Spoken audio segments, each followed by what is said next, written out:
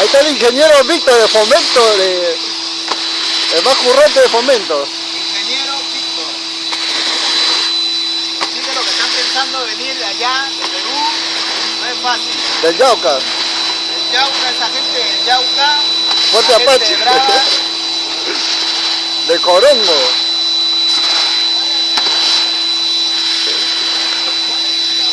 ¿Dónde está el sapo? Hay un sapo.